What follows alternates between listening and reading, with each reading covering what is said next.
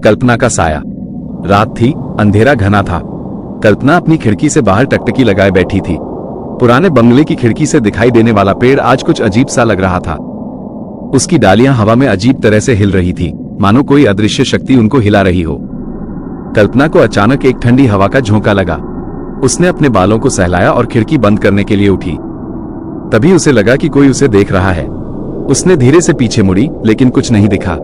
फिर भी उसे उस अजीब सी नजर का एहसास होता रहा। कुछ देर बाद कल्पना को अपनी आंखों पर कुछ गीला महसूस हुआ।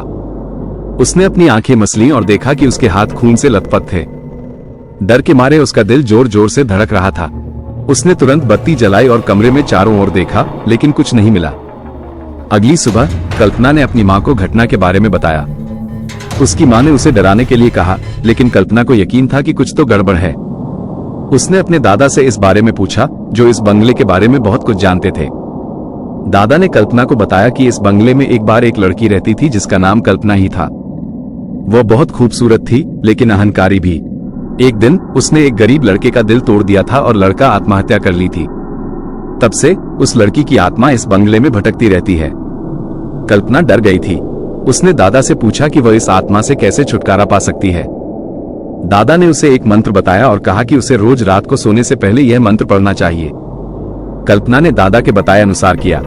कुछ दिनों बाद उसे रात में वह अजीब सा एहसास नहीं हुआ, लेकिन एक रात जब वह मंत्र पढ़ रही थी तो उसे लगा कि कोई उसका हाथ पकड़ रहा है। उसने डर के मारे चिल्लाया और अपनी आंखें खोल दी। कमरा अंधेरा था। कल्पना ने धीरे से उठकर बत्ती जलाई। उसके हाथ में एक पुराना सा फोटो था। फोटो में एक खूबसूरत लड़की थी। वह लड़की कल्पना से मिलती जुलती थी। कल्पना को समझ आ गया था कि वह लड़की कौन थी। उसने फोटो को हाथ में लेकर रोने लगी।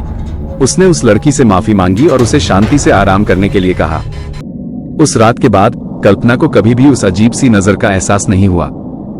बंगला फिर से शांत हो गया था। कहानी का अंत। ये कहानी सिर्फ कल्पना है। इसका किसी भी वास्तविक घटना से कोई संबंध नहीं है।